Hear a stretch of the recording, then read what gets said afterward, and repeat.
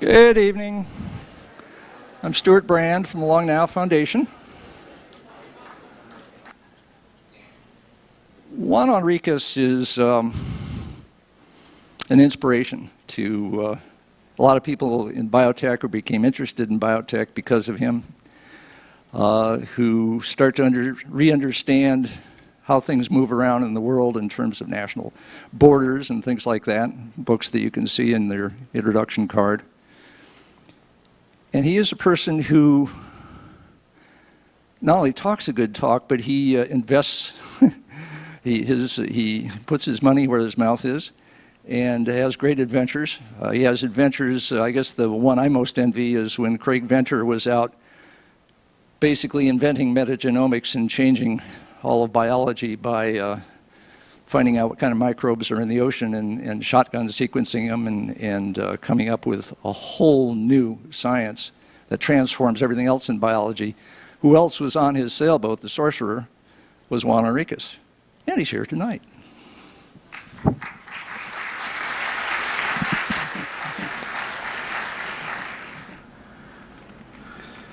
So, California, we should start in Spanish. We bring you a public service announcement. Top of the 8th, Red Sox 10, Cleveland 3. Not that anybody's counting. Stewart was kind enough to say, why don't you come give a talk? And, you talk about this months ago, and he says, let's come up with a fun title, Mapping the Frontiers of Knowledge. And I thought, nah, that's too arrogant.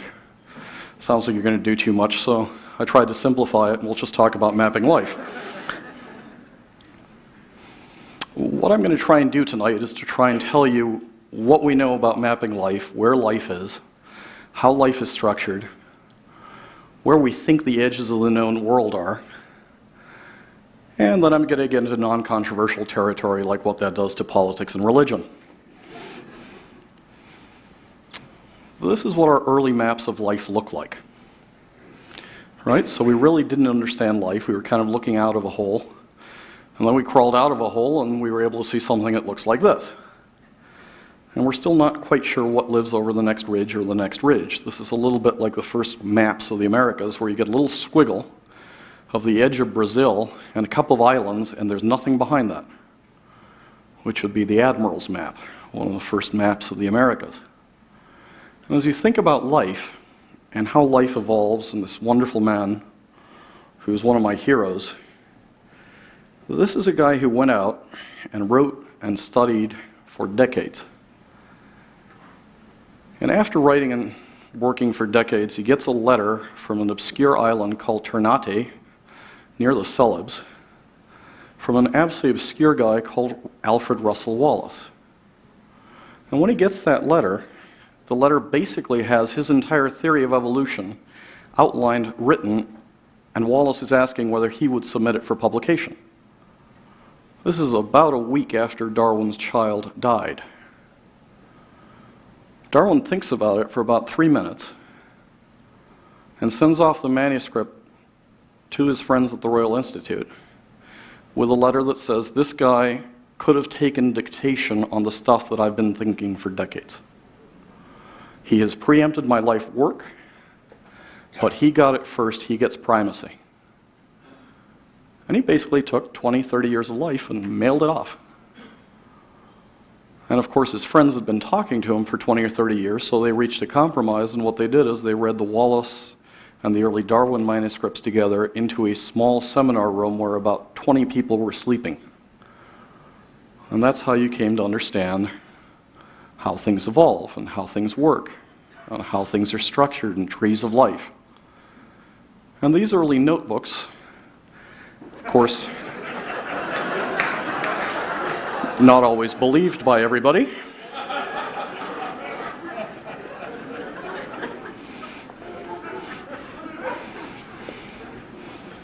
Led to the first trees, which started branching species.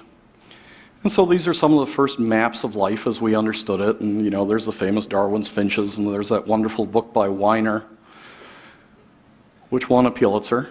And it begins to give us an idea of how evolution occurs, not just in long periods, but in real time. That led to more and more complex classifications of life, and this is how we thought about life until quite recently. So there were all these nifty little taxonomists who would sit in obscure museums in dusty desks and really go out and find where in this little set of lines all this was. What the mapping of life has been doing recently is it's been blowing these things to pieces. And it's articles which I'm sure all of you have read, like this one. You know, obviously you're all interested in endosymbiotes, which look absolutely obscure, but what this is telling you is that you're beginning to find whole genomes of smaller species inside larger species, like insects. And there's a series of these articles coming out. So the problem with this is, then what is the genome or the life code of an animal? Because it used to be that you had these nice, well-structured things, but if you start to find the gene code of the thing down in the lower left and the upper right, then where does that gene code fit into that tree? And when you start finding these things transcribed again and again in these obscure things, what it does is it completely changes our understanding and map of life. And you start getting maps of life which let you in on a little secret. Here's the secret. This is what a tree of life begins to look like. And all of a sudden, instead of understanding life as a series of very defined trees and branches, and there's a common trunk and then it goes up and everything else, you're now beginning to think of life as this circle that is constantly interchanging, exchanging, moving, modifying, and changing gene code. And that's a very different form of life, because instead of thinking of life as a tree, we're beginning to think of it as a star system where the various nodes on the star are constantly exchanging data. There was a wonderful Doonesbury cartoon once upon a time that asked a creationist if he believed in evolution. And the person said, "Why do you ask?" And he said, "Well, because you've got antibiotic-resistant TB, and if you don't, penicillin ain't going to work." So as we begin to understand life, if you came here today to understand the secret of life, it turns out that life is code. And it's imperfectly transmitted code, and the frontier of knowledge is beginning to understand how to map this code, where to map this code, how this code works, how it exists, and what it does. And that's a really neat mapping project, because there aren't a lot of continents left to map. But most of life is left to map out there. So Stewart and Ryan and E.O. Wilson and a series of other wonderful people are out trying to create an encyclopedia of life on the planet. And that is an absolutely worthwhile endeavor, because we haven't even started to scratch this stuff. On the Sorcerer expedition that Stewart mentioned, that Venter and a series of other pirates were on, we basically double the number of genes and proteins known on Earth simply by sailing around the world and sampling surface seawater every 200 miles. And any one of your kids can go out and do really experiments that are quite extraordinary. This answers the age-old question: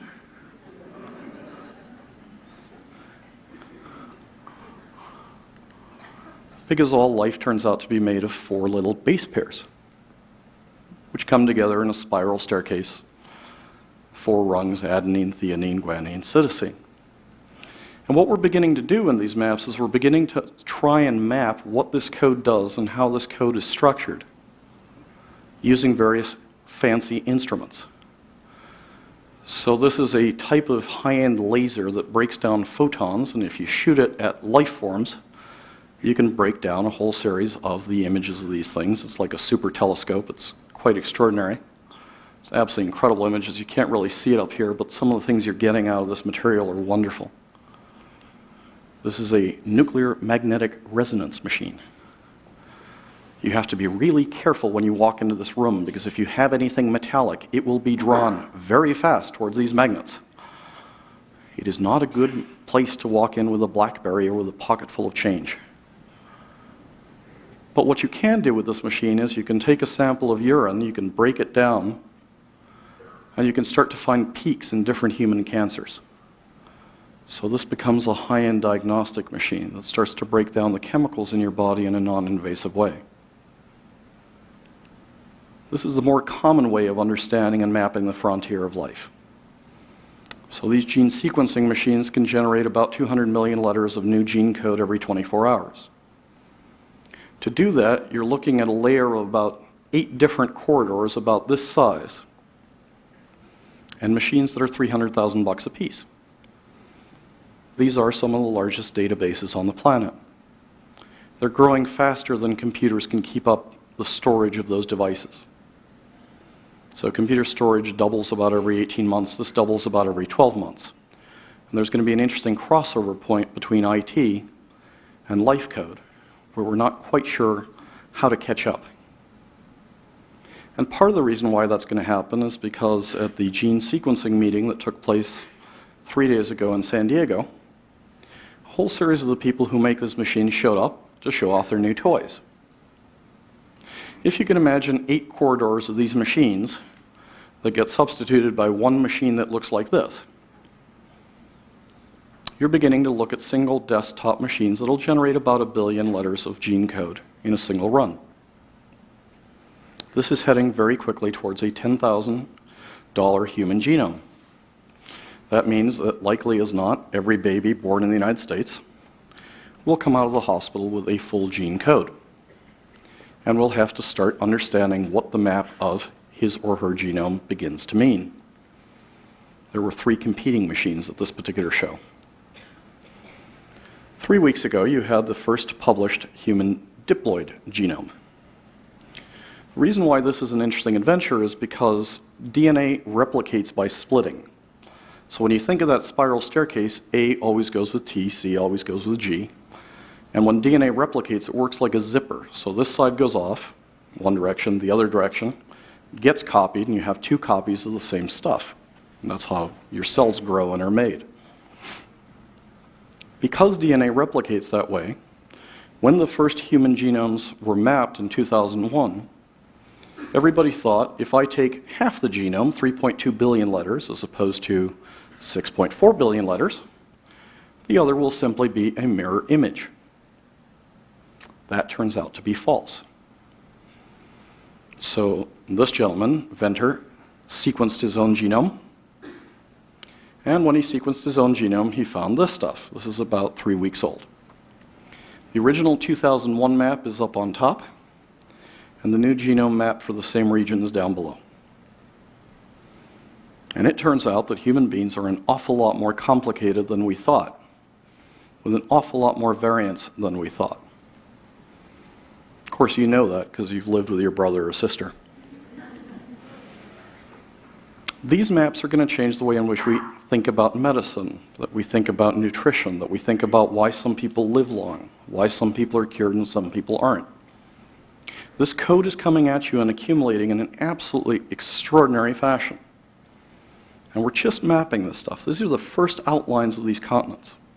We haven't even gotten to the point where we understand the continent as it's there yet. These are just the bare outlines of these little islands. A single gene change will mean a difference of 200-fold in body weight in the same species. So yes, which cassette you insert really does matter. And as you look at this stuff, what's really neat about it is how fast it's spreading. So this is a science children's museum in Minnesota. And you've got people working on cheek cells, and you've got people working on giant chromosomes, and the kids will isolate the chromosomes and image them. And they'll go out, and they'll start to understand particular gene sequences. And they're learning this stuff, and unfortunately not everything is working well in this museum. You still have to post signs that look like this. And of course, I'd argue this is probably not a sign that you should have to tell people in a children's museum, but we're entering a period where we're going to start prescribing, thinking about our own bodies in terms of our own gene code, our own protein code, our own metabolic code. This is a very, very different era. It's an era where we're going to move from a medicine which is a binary medicine, you're sick, you're not sick, take a medicine, don't take a medicine, into an era where you are handed a probability curve that tells you you're not sick, but here's your lifetime chance of getting Alzheimer's, or breast cancer, or colon cancer, or this, or that, or the other. problem number one. Most schools don't do a very good job of teaching arithmetic. Just look at the federal deficit. Second problem, if they don't teach arithmetic, they don't teach probability. And doctors in the 15 minutes that they see you aren't going to have the time to explain probability theory to you. And even if they have the chance to explain probability theory on a specific condition like breast cancer, because you've got a BRCA1 or a BRCA2 mutation or a P53 mutation, they're not going to have the time to explain a phone book with 60,000 probability curves in it, which is what comes out of a single gene chip today. And oh, by the way, this information is changing every week. This is good for you. No, no, no. Turns out it's bad for you. This is really dangerous, but only in conjunction with these other 5 factors. Tune in next week, it will change. We're moving from an era of relative certainty in medicine, in nutrition, in a whole series of things, into an era of probabilities, uncertainties, and constant change. And a lot of the way in which we've been teaching doctors and teaching engineers and stuff, it's going to drive that type of mental personality absolutely crazy. Right? These are people who want to know and memorize the answer in the book. And that's how they get tested, and that's how they get graded, and that's how you go through your GMATs, and that's how you go through engineering. And we're going to have to think long and hard about what we do with education, because this is a very different type of mindset. Let me move now from sort of the gene code, the absolute micro, the nanoscale, into what's happening in a similar field, a couple of chains up the ladder. So you go from gene code, ATCG, up into proteins, and then you go into the execution of stuff in tissues, and then you get to organs. Here, too, we're beginning to enter some really interesting areas. We're beginning to map this stuff in a very different way. So this is one of the first great cartographers and map makers. South African surgeon, interesting personal life, opponent of apartheid, who went out and did the first heart transplant. The second heart transplant he did was mixed race, which in South Africa at that time was not an easy thing to do. But when he did the first heart transplant, one of the questions he went out and started asking is, did the person who received the heart fall in love with the relatives of the donor? Why would he ask a question like that? Because there was no map. You had no idea. And for 2,000 years, you've been telling people, I gave you my heart. She broke my heart. She took my heart. Da da da da da. So we thought emotion resided in the heart. I have a heartache. Of course, eventually we learned through things like this that the heart turns out to be a muscle, that you don't translate or transport emotion in a heart. And as you go forward, one of the really interesting things that's happening in this map is how many disciplines that are academic disciplines are coming together to create images of what is a muscle. This is a center in Canada, and the really interesting thing is it's combining things which in a traditional university you'd never see, but in a new university you can do it because you don't have these stovepipe departments. So it's the new universities that are putting together vascular, hearts, biology, completely different discipline, molecular, go down to the bottom level, imaging. Well, that's the province of radiology. And here you've got 5 completely different academic disciplines coming together in a single center. This is really interesting stuff, and this is the stuff that's going to make for mergers. This is the stuff that's going to make for new knowledge. Because you're going to get people with completely different ideas and disciplines and ways of looking at the world coming together to begin to understand something like the heart. One of the interesting things they're doing here is this wonderful man learned how to keep hearts alive. So this whole apparatus, the purpose of this apparatus is to keep a tiny mouse heart alive for weeks. And it's a little disconcerting because you walk in and there's this little tiny heart that's kind of beating there. But you can now keep hearts alive outside the body. And in fact, if any of you are squeamish, you should probably close your eyes, just like a roller coaster. But you can now start to put hearts inside machines. This is a wonderful picture from National Geographic. Let me show you what these machines do. Active active in a special machine until it was ready for transplant. Now it's hoped the procedure can be repeated for all kinds of organs. The pictures of the beating heart are simply extraordinary, but also graphic. Health correspondent Sue Saville reports. This is how organ transplants have been achieved, by keeping the donated organ in a chill box. But now this pioneering organ care system could dramatically increase the number of viable organs available, representing something of a transplant revolution. The rhythmical beat of life, but this beating heart is outside the body, artificially pumping a pulse into the organ. Not science fiction, but science fact. Doctors at Papworth and Harefield hospitals believe it could make many more organs available.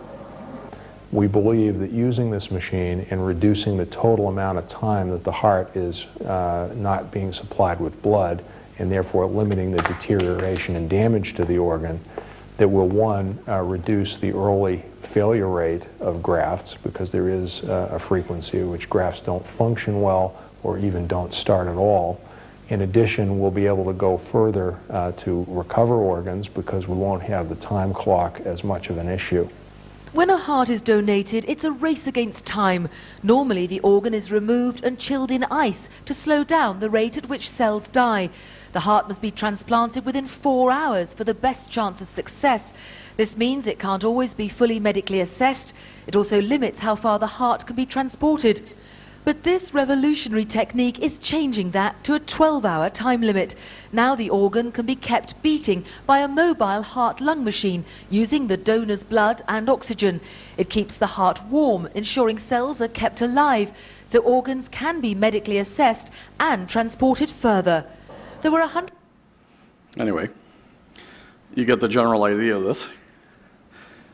We're going to start working on a whole series of other parts of the body. And we're going to start thinking about keeping various parts of the body alive. But this is moving pretty quickly. This week you had this announcement. So what these folks are able to do is they're able to differentiate cells, not even take heart cells, but take skin cells, and begin to build a series of blood vessels out of skin cells.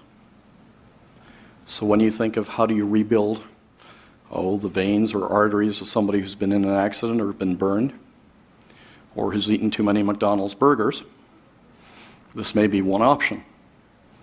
This ability to understand life, to keep life alive in different parameters, to map life, to be able to differentiate life and guide life, is one of the most exciting single explorations and maps and cartography going on today. A third set of cartography that is quite interesting as you start mapping life is this whole notion of who we are and what we can do. So there was a period once upon a time where you called folks like this handicapped. It is hard to do that these days, not just for political correctness, but because these guys are running with various and sundry devices in races, and they're actually running pretty fast. This particular character is interesting. He holds the world record in the 400 meters in the Special Olympics. He's now gotten to the point where he is within about half a second of qualifying for the Olympics with no adjective. Not the Special Olympics.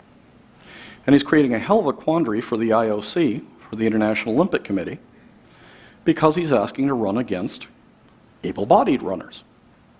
And it turns out that maybe this year, maybe in 2 years, maybe in 5 years, folks like this are going to beat folks who are born with quote-unquote normal legs.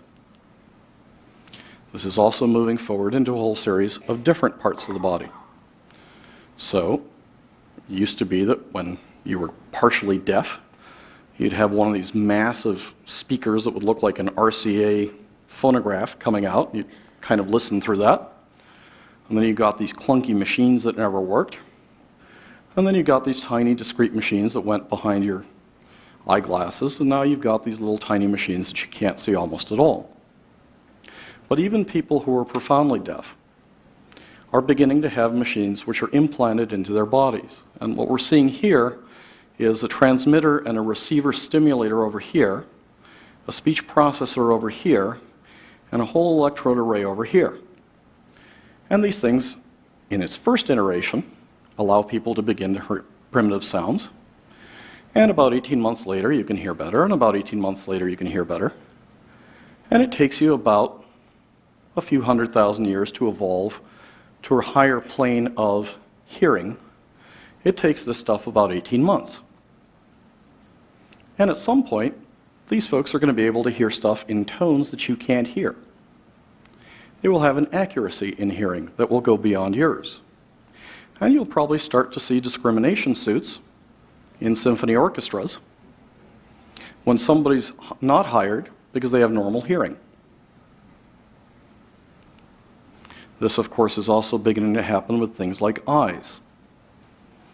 So as we begin to move through these primitive areas, where we start transmitting images from cameras onto chips into electrical impulses and giving sight to the partially or totally blind, again, the stuff we're doing today looks clunky and kludgy. But as we start mapping the frontiers of where this stuff is going, it's not inconceivable that some of these folks will have better eyesight than you or I. Here's a couple of questions.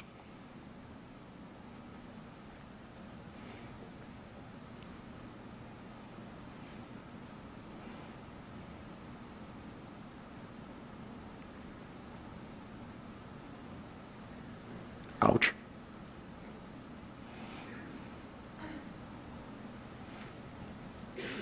Right, I mean, part of what we've learned over the past decades since Barnard started transplanting things, and part of what this map tells you, is the soul doesn't reside in the heart, it doesn't reside in the kidney, it doesn't reside in the liver, it doesn't reside in part of the stomach, it doesn't reside in the intestine. You can alter, you can change, you can swap, and the person doesn't become more soulful or less soulful. So therefore, the soul does not reside in those particular body parts. That leaves one area. And this, to my mind, is one of the most interesting areas about the study of life. As we start studying life on a molecular level, and as we start mapping life in a whole series of other ways, with photons and with magnetic resonance and the rest of the stuff, the black box still remains the brain. And it's that study of the brain in various machines in various ways that I think is one of the single most interesting areas of where things are being mapped. And again, it's this interdisciplinary thing that's going to ask a series of questions that are some of the most interesting questions sitting out there. How does life occur? Where does life occur? That's one segment of it on a micro level. But on a macro level, on a human level, on an organ level, the folks doing this kind of research, I think, are the great cartographers. And this research is taking place in buildings that look like this. This is something that very few universities could do, because it's not a startup university. This is MIT. But what MIT is doing is it's bringing together a whole series of departments, and they're not kicking and screaming to try and stay autonomous. And this new building, which ironically is right across from the new robotics center, is bringing together brain and cognitive sciences. And it's trying to map the brain from psychology and psychiatry and imaging and chemistry and neurobiology and genomics and a whole series of other things. And some of the conversations that will take place in these hallways probably won't be very relevant to venture capitalists for a while, but they will certainly be relevant to the people who are doing some of the most interesting cartography on the planet. This is part of the frontier, part of the mapping of where known life lies on a macro scale. Of course, you don't have to wait for these buildings to be built. This is something that we saw at Gadgetoff about a week and a half, 2 weeks ago. And the interesting thing about this particular robotic arm that DARPA is funding is that it allows a series of movements that become stronger and stronger and more controlled. But usually these robotic arms have used the muscles that are there to transmit the instructions to the arm. What's particularly interesting about this arm is this is using brain waves to control that arm. And we're beginning to link those waves to the control of the arm. And that is an order magnitude different from some of the stuff that we've been doing with prosthetics. This is the edge of the known world. in terms of transmission. Let's go back to the micro for a second as we talk about life. Here's something we found out about a month ago. Life actually does happen, and it ain't that complicated. So you have this wonderful trio of unindicted co-conspirators, Clyde Hutchinson, Hamilton Smith, and Craig Venter. Ham you probably haven't heard of. Ham is one of these gentle giants on the planet. He's one of the most wonderful human beings. He's also one of the most modest human beings. When he discovered restriction enzymes, which are ways of splitting genes, one of the things he got for that was the Nobel. He'd been so modest about what he was doing and working on that he got a call from his mother. Mom calls and says, "Ham, I just heard on the radio. Somebody called Ham Smith won the Nobel. I didn't know there was a second Ham Smith at Hopkins." Okay, Mom. What these three folks have been doing is they've been trying to figure out, can we begin to operate cells as code? And the experiment that was published about a month ago in Science looks like this. And the reason why this stuff is very cool is because they took entire strands of DNA from one species, inserted it into a different cell, and had the second cell boot up as an entirely different species. Talk about identity theft. This is actually for real. And the fact that you now have specific recipes and cookbooks. This was presented on Monday in San Diego. Would you like to boot up another species in your kitchen? Well, here's about what it takes. And the fact that that's what it takes means that life happens, and probably life is very common. Not just here, but probably in a lot of different places. Which goes back to that little secret, life is promiscuous. And as you think about this stuff, what you're looking at in those two blue cells with a different identity, with a different species, is probably in terms of economic power going forward, of economic change, something similar to this little gizmo, which was the first transistor. As all of you know here, the reason why Silicon Valley exists is because this particular man had a sick mother, moved back to take care of her, and he was so unpleasant that nobody wanted to work with him for very long. So you had all these startup garages working in different places because everybody kind of got sick of them and went out and did their own thing and built out the whole electronics industry. This is what the first life transistor looks like. Brand new, nobody's quite sure what you're going to do with it. Like this one, not terribly elegant, but boy, is that going to make a difference in the world. If you start to think of the cell as hardware and gene code as software, then you can start programming cells for specific purposes. The first thing that you're going to start seeing is changes in places like the energy markets. Why the energy markets? Well, it's a simple area, it's easy to understand, you can containerize the stuff, you don't have to put it out in the environment. But you can do things like start transforming coal. All hydrocarbons are basically concentrated sunlight. Right? So you put out a whole bunch of solar panels called leaves, or you put out mats of bacteria that absorb the sun. They concentrate the power of the sun to power the plant. Eventually they die, they rot under pressure for millions of years. And you spend a lot of money putting pipes into the ground to bring the stuff up. Then you put in another pipeline. You cross several countries. You go into a huge refinery and you go through a primary, secondary, and tertiary petrochemical process. And out comes gas, or out comes gasoline, or out comes polyester, or various chemicals. We're now learning to short-circuit this stuff, and that will make a difference. It will make a difference because we will be able, among other things, eventually, to get energy out of plants. We already do that. It's called ethanol, but the conversion ratio is awful. It may not even be one-to-one. But in the measure that we begin to understand how life forms can make energy, because most life forms on this planet haven't evolved so that human beings can have more energy, not surprising, we're going to start doing the same thing that we do with our pets, with bacteria. See, a house pet is a domesticated parasite. Right? You try leaving your little pet out there somewhere in an African jungle and see what happens. You have to walk it every day, you have to feed it every day, you have to pet it every day. It's evolved to have an interaction with human beings. Same thing with corn.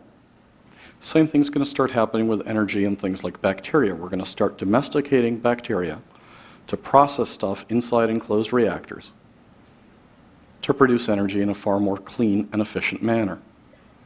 This is just the beginning stage of being able to program life. Eventually we'll reach medicine, eventually we'll reach a whole series of other things, but we're many years away from that.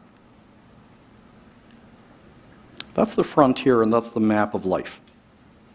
So that's where life is heading. As life heads in this direction, as the cartographers discover these new continents, discovery, of course, has a series of consequences. Because nations rise and fall based on this stuff. So it's not just life that's evolving, it's also power that's evolving.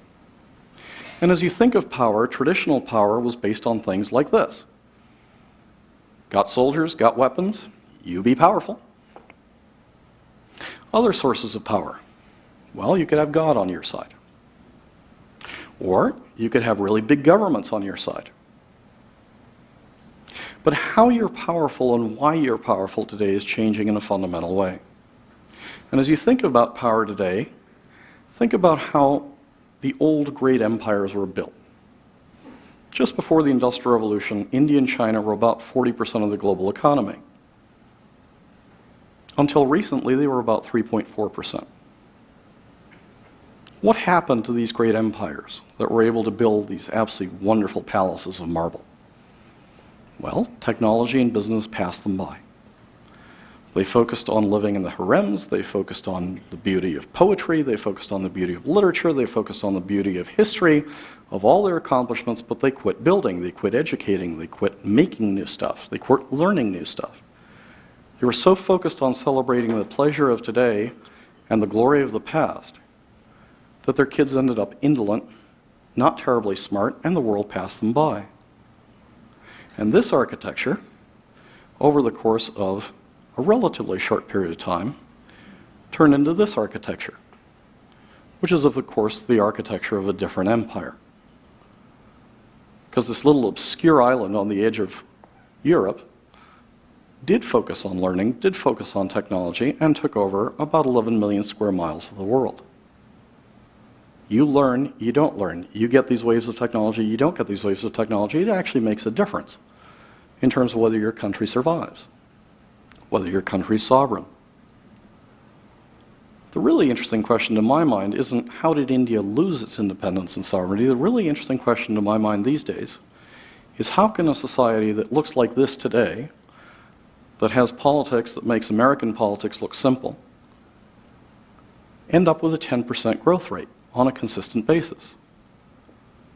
And of course, the answer to part of that is in buildings like this. This is what power looks like today. India doesn't have a huge army. India's got a politics that is just messed up. It has very little infrastructure. But this particular building right here and this particular building are part of the core of why India is powerful. This is the Bangalore India Institute of Technology. And what these guys have done is they've been able to educate the next generation to the point where they are now the second largest software provider in the world. And the impact of this originally is in places like this, where 40% of the CEOs in Silicon Valley are of Indian and Chinese descent, building a GDP that's larger than India's. But as you go forward, this is where it really makes a difference. Because it's not just the elite that are going to these schools. It's not just the 6,000 that are on that campus. It's the kids in the street. And the kids in the street are carrying little computers on their motorcycle. And the stuff they admire, the stuff they like, they don't have logos of sports teams on their helmets. These guys have computer associates on their helmets. And when you get a society that's learning this quickly and educating kids this quickly, then you land at the airport and you see education loans everywhere. You see the kids taking drugs, but they're drugs to improve their memory, not to lose it. And you start to see these little shops that look like third world shops, but instead of selling knickknacks and falafels and the rest of the stuff, they've got the IBM distributorship. And right next to the IBM distributorship, you've got the cable company, the infotech company, the placement company, the laptop company, all stacked one on the other, all dreaming of entering this digital world, all educating their kids to do this on MIT's online courses. Let me contrast that with what happened with the people who first colonized India. So one of the first colonies in India is Goa. The Portuguese go out and colonize it, and then they keep going, and they eventually get to China. And in Macau, you start getting these strange mixtures of Chinese and Portuguese on all the buildings. But these were folks who thought, you know, the natives are pretty stupid, we shouldn't teach them anything, we should just exploit them. So we'll focus on prostitution, we'll focus on gambling, we'll focus on staying up above, we won't bother to learn Chinese. And as a result, the most famous buildings are buildings that are built on exploitation. This is one of the great monasteries. This is where Vasco da Gama is buried. Wonderful statues of Vasco da Gama. Went around Africa, opened the road to the Pacific, to Asia. But because he didn't bother to, and the Portuguese didn't bother to deal with the natives or educate the natives, this is the single most famous building in Macau. It is an empty facade. And of course, you could see billboards like this.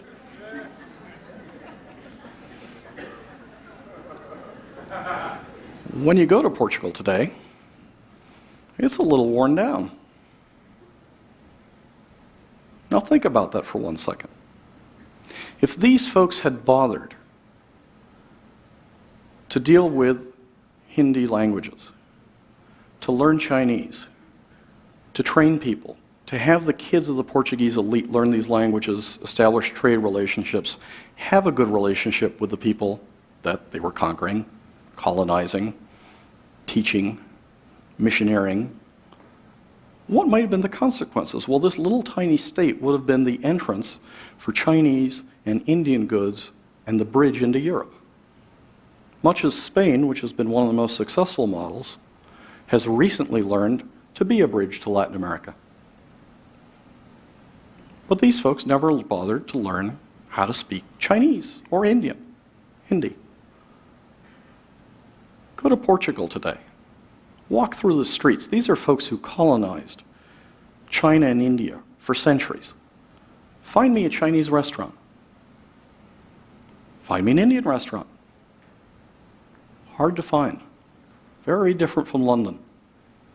Very different from Paris, where everybody goes around an Egyptian obelisk, where you go into one of the great museums of the world, and it's full of cultures of other things, and they're absorbing those cultures.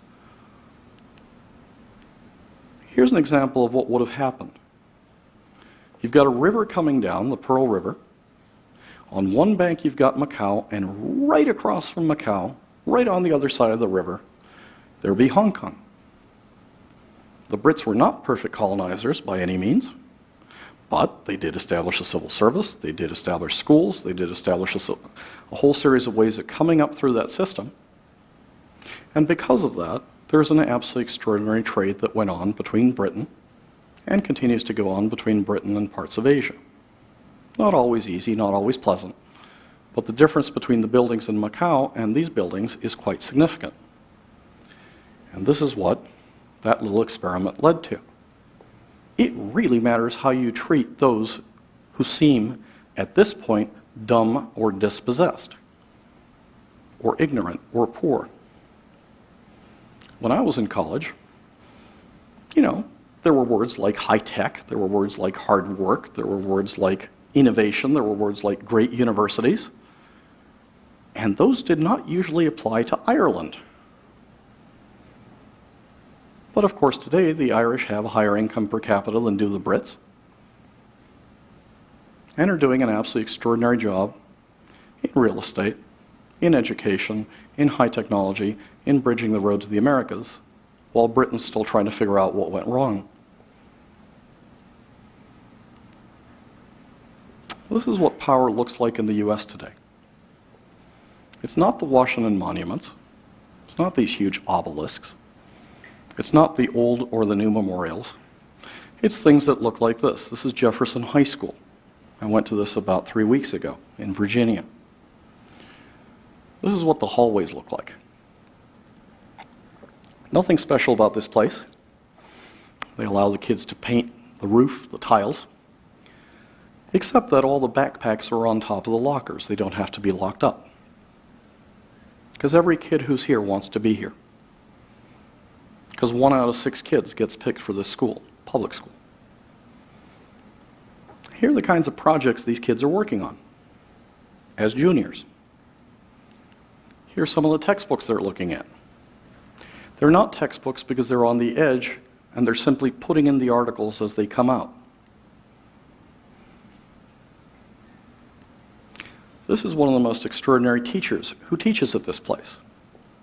He and the principal of this place, Evan Glazier, have generated more of what we used to call Westinghouse scholars and are now Intel scholars than any school in the US.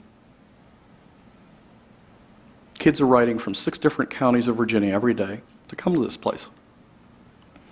They've got a prototype shop. They've got a placement agent that makes any school green with envy. They have a list of where all their kids go. And these are the kids who are going to MIT and Caltech and Harvard and Yale and Princeton and Stanford and UVA and Duke and the rest of these places. And when you walk outside, you see something that you very rarely see in a high school in the US. It turns out that we're all state champs in debate and swimming and diving and indoor track and cross country. Oh, and by the way, right alongside those sports, here's the academic championships. This is a school that's treating academia in the same way as Texas high schools treats Friday night football. You can hire coaches, you can fire coaches, you reward excellence, you have 2-a-day practices, you don't show up, you leave, you're there because you want to. And if other high schools in the US start treating academics in the same way as many schools treat football, this will continue to be a more powerful country. But when you take this line out of high schools, you can get into trouble very, very quickly. Right?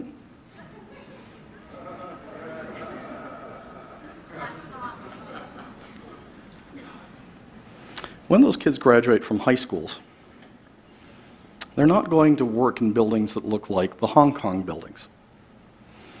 They don't go to work for the Fortune 500 for the most part.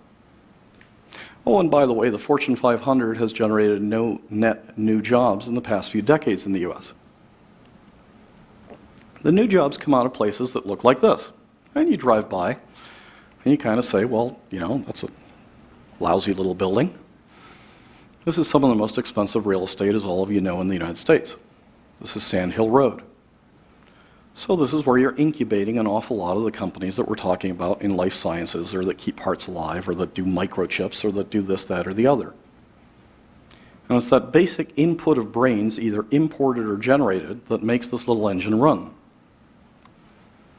Those little engines lead to computer centers like this one. This is one of the newest and largest computer centers in the US. This is the new Howard Hughes facility in Genelia Farms in Maryland. And this is one of the centers where life is going to be mapped, studied, and structured. And it's bringing together the IT world with the life science world in absolutely extraordinary buildings. This has a full hotel. It's got a lake right here. Your hotel room looks out right on the lake. You've got a supercomputer facility, and they'll fund you generously as long as you're a Howard Hughes scholar. Largest structural glass building in the world. absolutely extraordinary minds coming together in a few places to map life. As you think of life being mapped and as power changing, a whole series of areas of our lives are going to be changed. And sometimes I've talked about what it does to chemistry companies, or pharma companies, or biotech companies, or insurance companies, or chip companies, or manufacturing companies, or energy companies. But it even starts to change things like religion. So to be completely non-controversial, let me bring together two words that often go together: religion and evolution.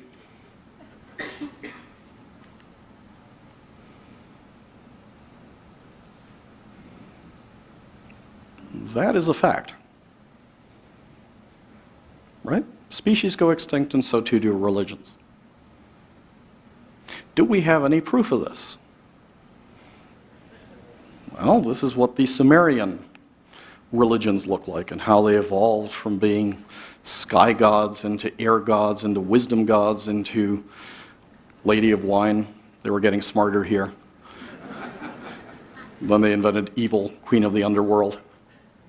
All kinds of things coming together. And then there were these other folks.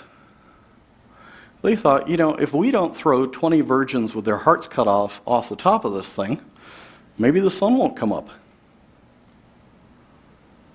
You put out a thesis like that. One day the head priest sleeps in, the 20 virgins aren't sacrificed, the sun comes up. Oops. A little bit of dissonance between what you're saying and what happens. And of course, we've worshipped gods of death. We've worshipped gods of the sea, or gods of the sky, or gods of the rain, or gods of whatever. The Mayans had hundreds of these gods. And here there was a common argument. This, or these, are the one true gods. We, and we priests alone, have discovered the one truth. You don't follow this truth, we will burn you. We will kill you, we will eliminate you, or you will rot in hell, because we and we alone know the answer. Curiously enough, recent archaeological digs have found a series of these gods, of these priests, who used to use their power to hurt people and to prove that their God was the only true God. This is what one of these archaeological digs looks like.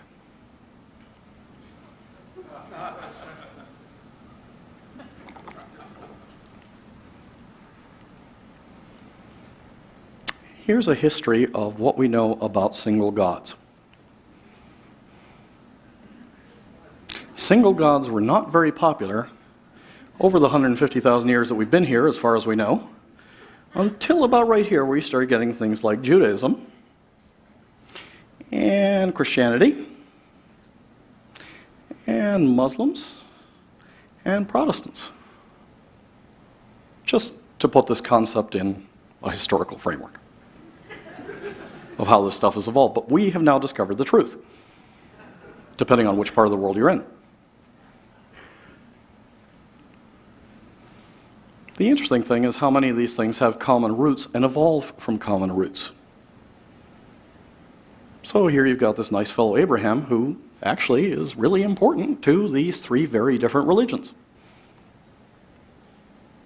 And if you want to get a little bit closer and more personal, here is someone of the Jewish religion who gives birth to early Christianity until you've got a great schism.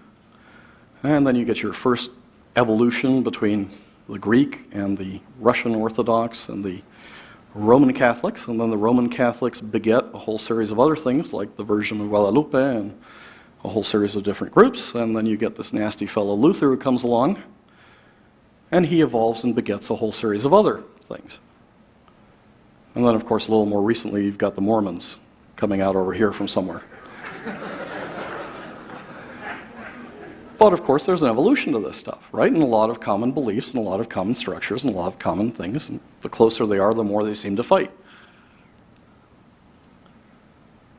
There's a whole series of questions that scientists, I don't think, should be answering or trying to answer at this point. Well, those questions have to do with the who and the why of the universe. But scientists are, and they're actively and quickly mapping the edges of life, the edges of the known universe, the edges of power, the edges of the body, the edges of how things are done. And when religions start to get into the questions of how and what, then they get into real trouble.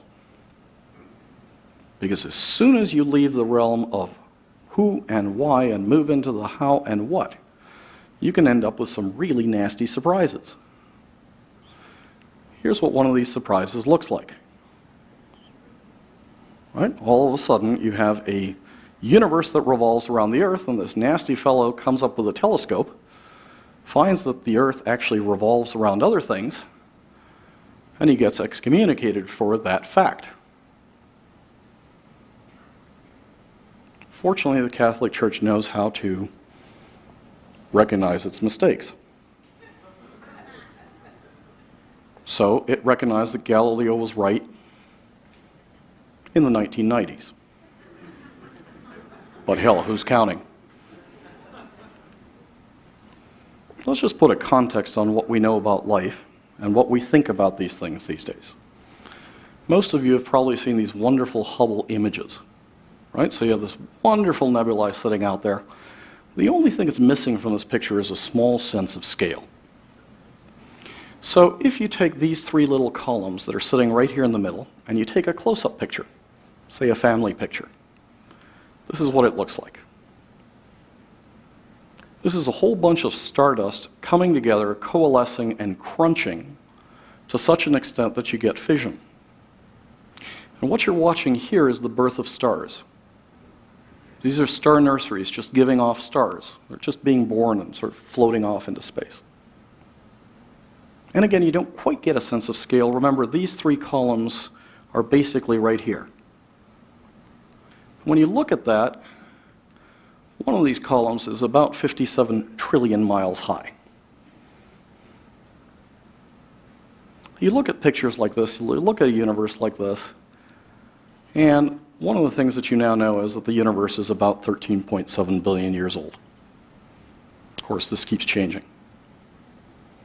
Here's one thesis on this stuff. One thesis is that the universe was created 13.7 billion years ago, Earth about 4.5 billion years ago, life about 4.4 billion years ago, humanoids about 0.06 billion years ago, and man came here about 0.00015. And the purpose of this particular machinery, of these billions of stars, of a universe that looks like this, is so that we can be at the top of the pyramid. And we are the be-all and end-all. There is no other life in the universe. There is no other purpose to the universe. There is no purpose to the billions of stars and the billions of planets, except to reach an evolution in 7 days or in 13.7 billion days, depending on what you believe, to the point where we can be right about here. And that's it. Oh, and by the way, the purpose to all these other proto-humans, the Australopithecus and the Erectus and the Lucy and the this, that, and the other, was to get to what's in this room today. That is a scary thought.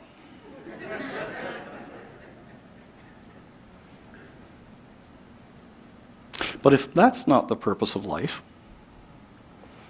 and if we are not the be-all and end-all of evolution, then some of the questions that we've been talking about tonight about how you map life, what happens with life, how does life occur, what does life do, how does life evolve, where is it going, and even how are we evolving, become really interesting and fundamental questions.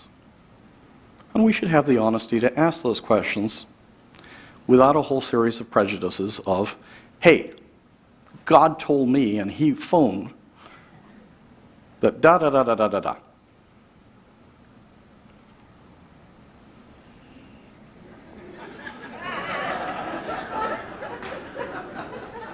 I didn't write that. In closing, here would be a summary of the talk. These are what I think some of the new rules of life are, and they are incomplete, and this is a draft version, and you are the first to see this talk. So I'm happy to take comments, I'm happy to alter it. It vastly oversimplifies almost any topic you want. But hell. But some of the rules that you can get out of this would be these.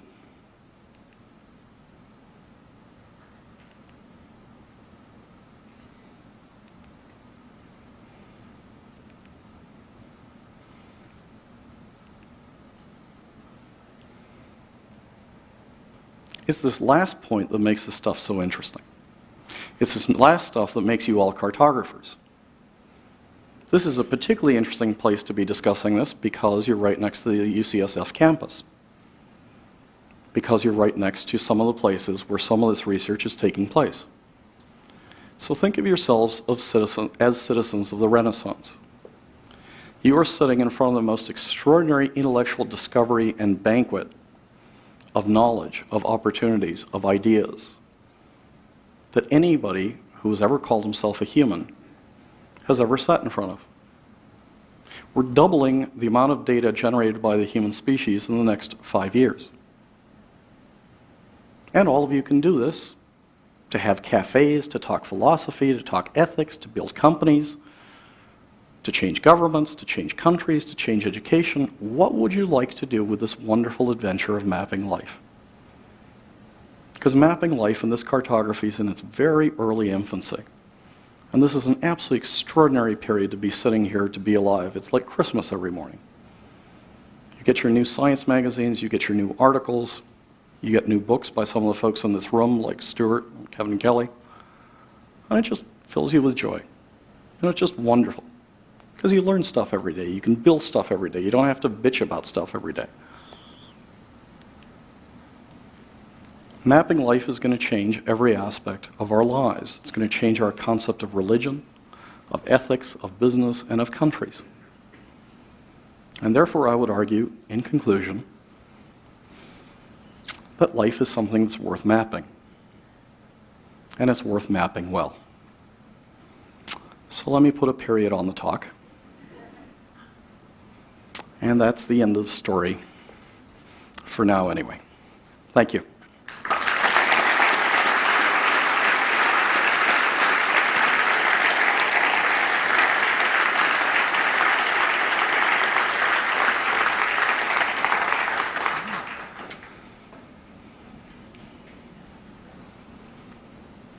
Question from Ellen. Where's Ellen? Can we get lights up a little bit in here? Does private ownership, patents and such things of genomes or ideas stifle innovation?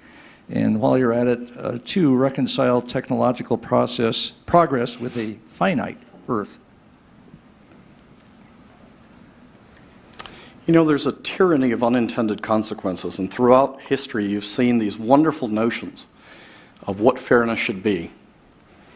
And you get people who come and they argue passionately, you should do something in a more fair fashion. And a few centuries ago, one of the most progressive civilizations on earth was that of the Muslim faith. Because one of the things the Quran does that certainly Christians weren't doing at that point is they gave women a whole series of rights. It is written into the Quran how much the wife gets, how much the daughter gets, how much the cousin gets, how much the aunt gets. Of course, men being men, they didn't get an equal share, but they got something, and that was completely different from what was happening in other places.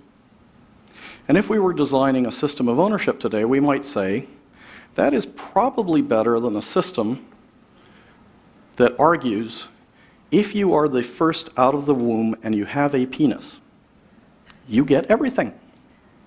It doesn't matter if you study, it doesn't matter if you're a drunkard, it doesn't mean if you work or don't work. As long as you are the firstborn heir, that is male, you get it all. So for a long time, Islam flourishes, and these other backward things don't. And if any one of us was sitting here in the abstract thinking of how do you want wealth to be passed on to the next generations, the first seems like a better method. But there are unintended consequences to all this stuff. So one of the unintended consequences of what happened is when you started getting these big voyages where it took a lot of money in 3 years to bring the spice back or to bring the silk back or stuff. In the British system, if one of your 20 partners died, you had 20 partners.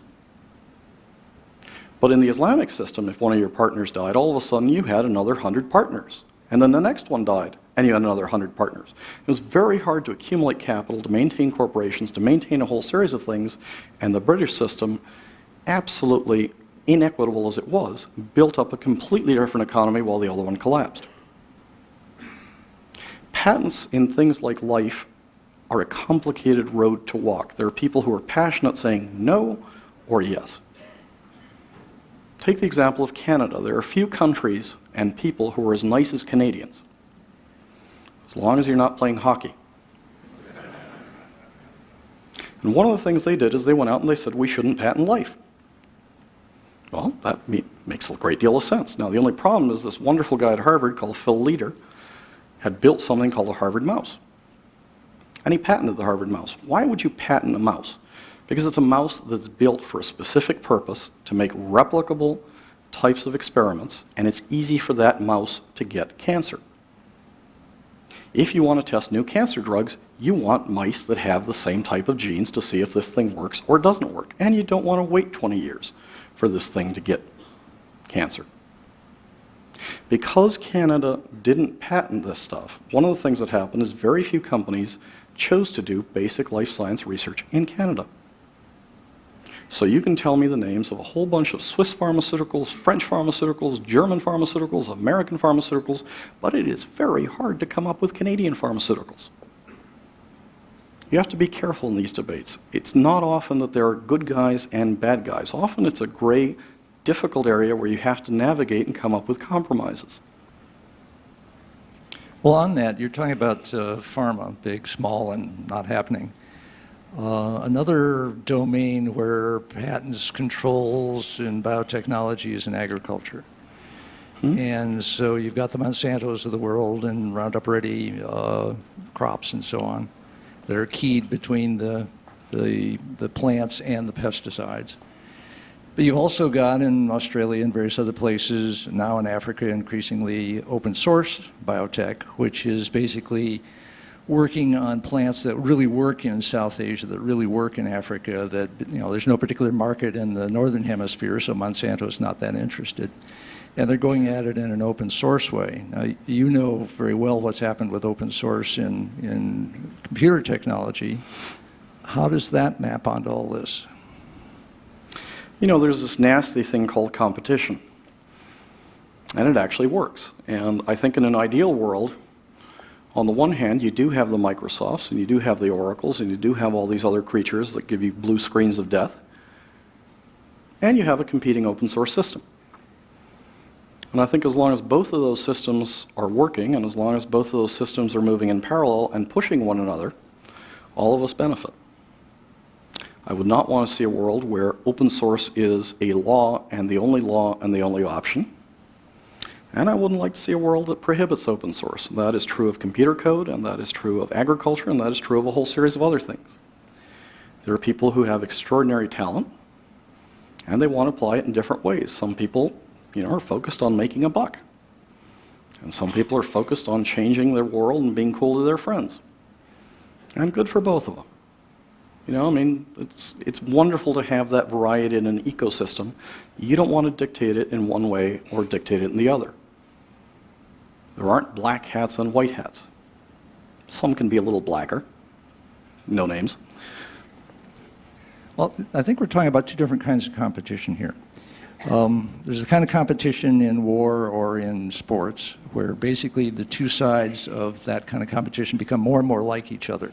They have to in order to compete, and they're going for that slight advantage to win in that particular game.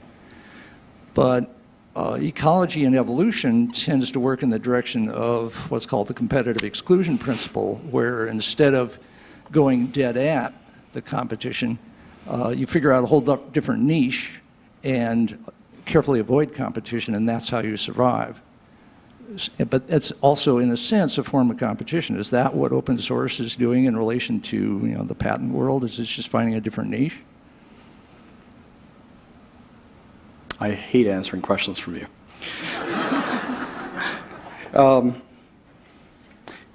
I think there's a mixture of stuff there. On the one hand, you look for this niche where nothing will come eat you, or nothing will come destroy you. And on the other hand, as you become more and more successful, you keep running up against these niches where things tend to wipe you out. And again, you run into this law of unintended consequences. So, you go into hospital rooms and you clean them all. And the better you are at cleaning them, the likelier you are to get really sick in that hospital. So one of the places where you get really sick these days is inside the intensive care units of hospitals. Why? Because they swab everything. And of course, if 0.0001% of the stuff survives, that stuff is really tough. And it's got an empty ecosystem, and it's got light, and it's got space, and it's got food, and all of a sudden, you get these antibiotic-resistant bugs that grow quickly. And the irony of some of this stuff is sometimes the better you try and do things, the unintended consequences get really complicated. As you talk about this open source stuff, the patent stuff doesn't get my blood boiling for the most part. The copyright stuff does. Okay, the notion that you can have a life-saving medicine, put it on patent for 19 years after you've invested hundreds of millions, I can deal with that. The notion that you change the copyright laws and put, 9 decades on it and go beyond the inventor's or creator's life because you want to keep the Disney mouse on patent, that bugs me. I think Larry Lessig is one of the smartest people working out there, and I hope that people support the stuff that he's doing with creative copyright, because that's one of the places where the dissemination of knowledge on the web is going to get hurt. And that exercises me much more. It's interesting. Lessig figures he's set the solution to that problem in motion, and he's now moving into a whole other area, which is money for political campaigns. Here's a question from, interesting.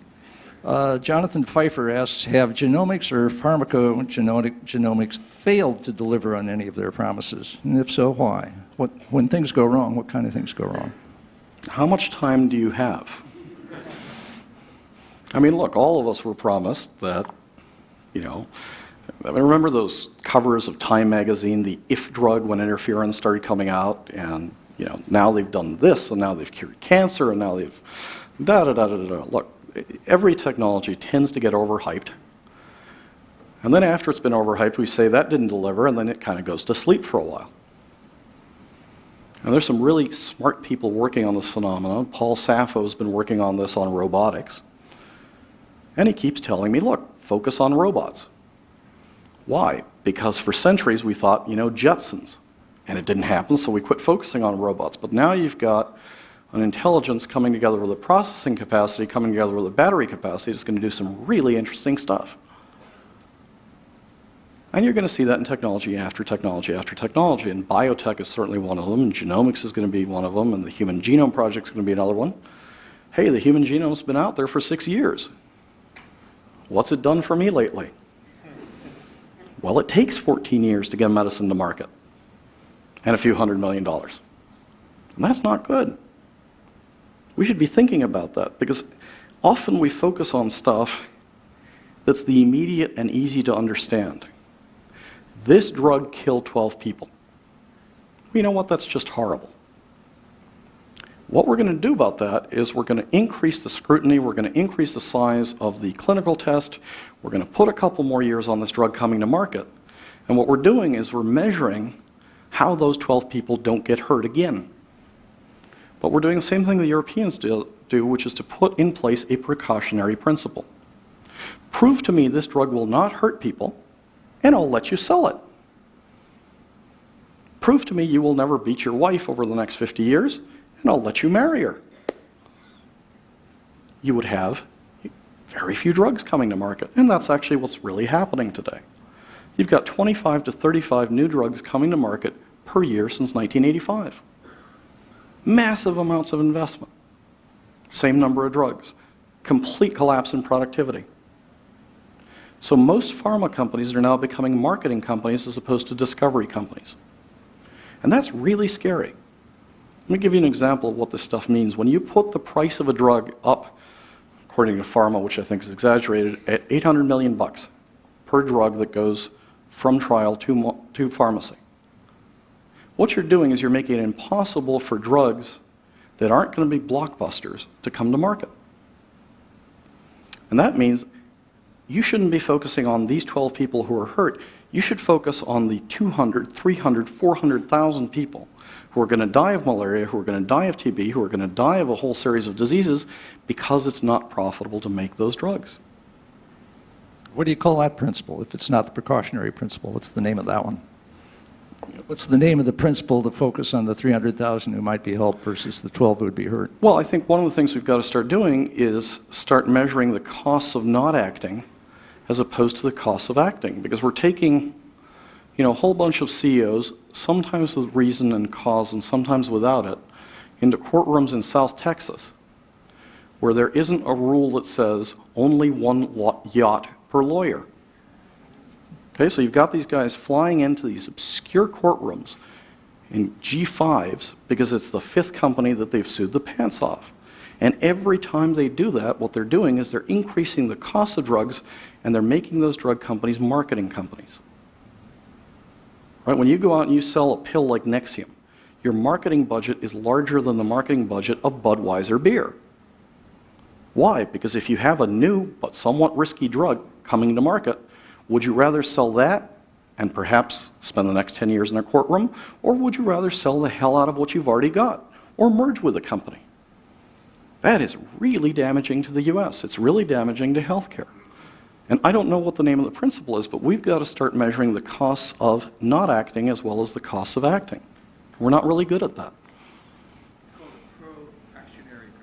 The pro-actionary principle. You heard it first from Kevin Kelly. Pro-actionary. Just go ahead and try stuff. Well, that raises another question. Yeah, interesting. Okay, so we got pharma becoming more and more conservative. Very big. It reminds me a little bit of IBM back in the mainframe days. Yep. And about that time, Big Blue was perceived as the enemy, the limiter, the hierarchical control system that only governments and huge organizations would use to step on the rest of us and all the rest of that kind of language, which was then what led in part to the hackers. And the hackers led to the liberation of that technology. So are we going to see biotech hackers any day now? I suspect, even though I wouldn't know, that there might be one or two hackers or ex-hackers in this room. Just a thought. Isn't that a terrible thing? Won't they, make weapons they'll give to terrorists that'll become terrorists because it's so easy or something? Well, here's the news for you hackers who scared the hell out of your parents. Your kid's job is to scare the hell out of you. And they're going to go out and they're going to do things with life forms that you're going to walk in and kind of go, huh? And the stuff evolves. Well, what's the offshore angle here? Because in the U.S. there's all kinds of controls. But Chinese are relatively relaxed about things that we get our moral knickers in a twist about. And there's people starting companies every old which way. In India, the same thing. In other places, people catch on to this stuff pretty fast. You were just saying that we are coming up on basically garage biotech. Sure. So is there going to be a huge infusion of this stuff from elsewhere in the world? I learned a lesson with As the Future Catches You. When I published it, I got this email saying, what did you mean on page 37 of the Chinese edition when you argue ... And I thought, I didn't know there was a Chinese edition, so I called up my publisher. And he said, there won't be a Chinese edition for 2 months. And then I looked at the front page and it said copyright, which translated into Chinese, of course, means right to copy.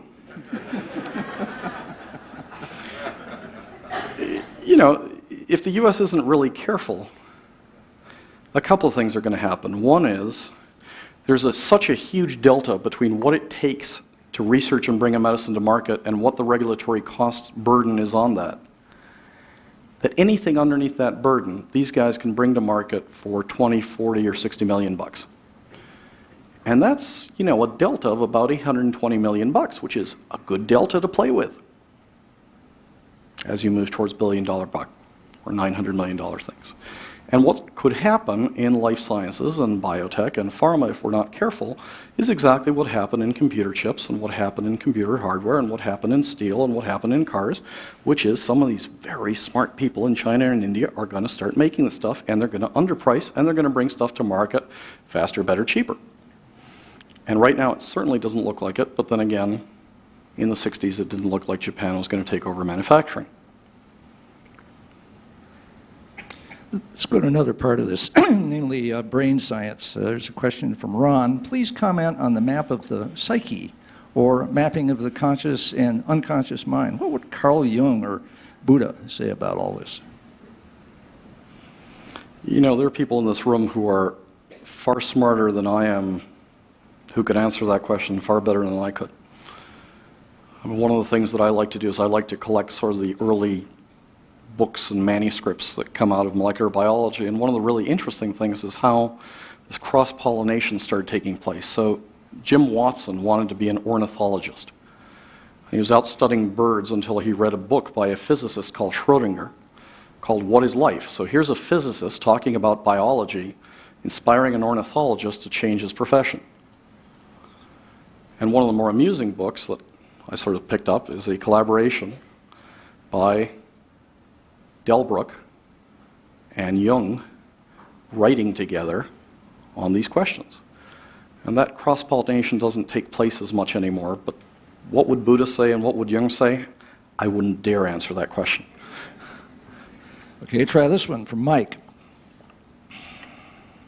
Basically, he's asking, how does biotech, as it affects humans and as it affects everything else, relate to climate change?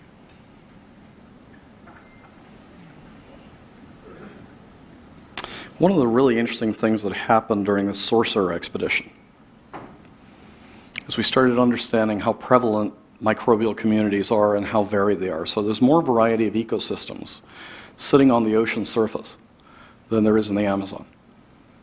About 75% of what we found every 200 miles had never been seen before. Let me put that in context. It means that if you went and sampled houses every 200 miles in the US, inventoried every single thing, 75% of what you'd see at the 1,000th house you'd never seen before.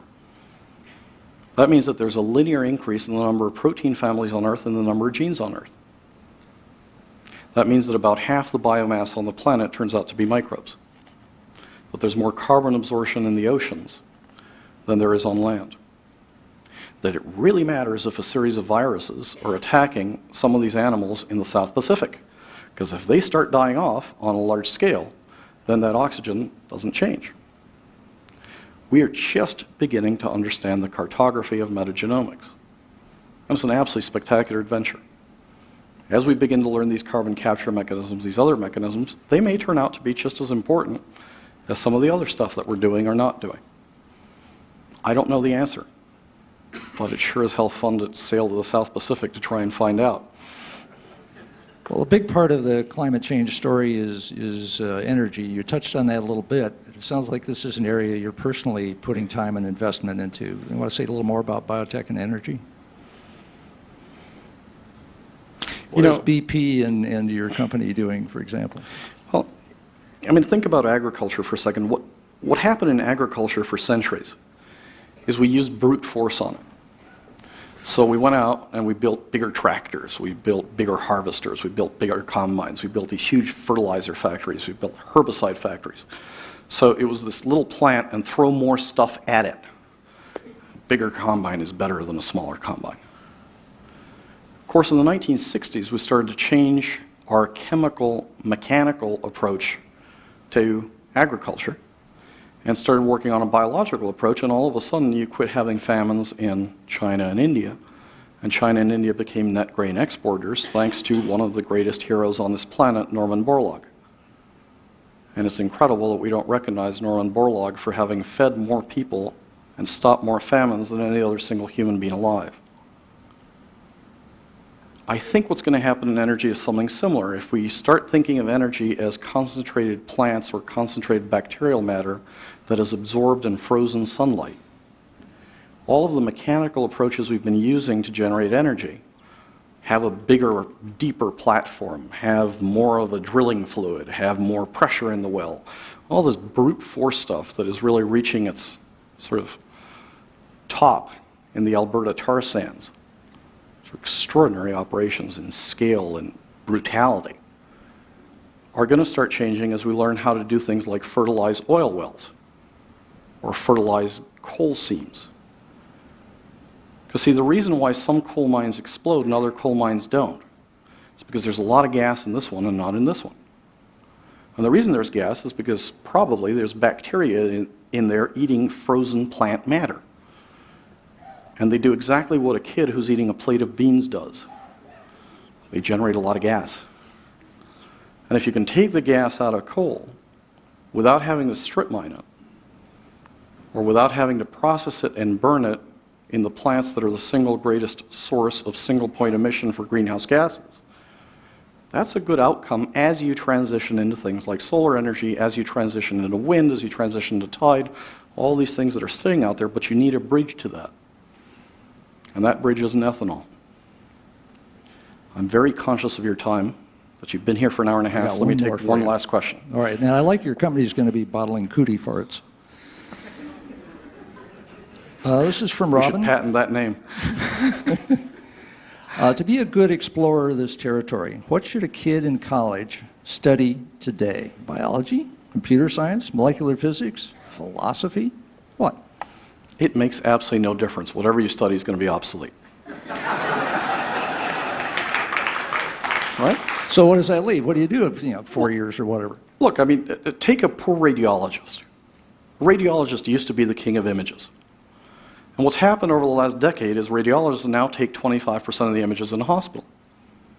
Because all of a sudden the heart people are imaging the heart stuff, then there's these people imaging the brain, then there's people imaging the fetus, then there's people imaging this, that, and the other, and all of a sudden this nice, well-defined field has 75% of people who are outside the field who are now playing. What's really wonderful about today is a Fortune 500 company used to last about 94 years as a Fortune 500 company. Now they last about 14 years. That means that whatever your kids study today is going to be obsolete in about a decade. And as long as they're curious, as long as they have the discipline to learn, as long as they know how to triage information, as long as they understand that they're moving from a world where there are specific rules and things you've got to learn into a world where you just got to keep learning, and they consider that a great adventure, then you can have a very successful country, and you can have successful companies. And it's keeping and learning and teaching this curiosity, and doing so with the same discipline that you apply to football, that will make countries great and survive. Thank you all very much. Juan, muchísimas gracias.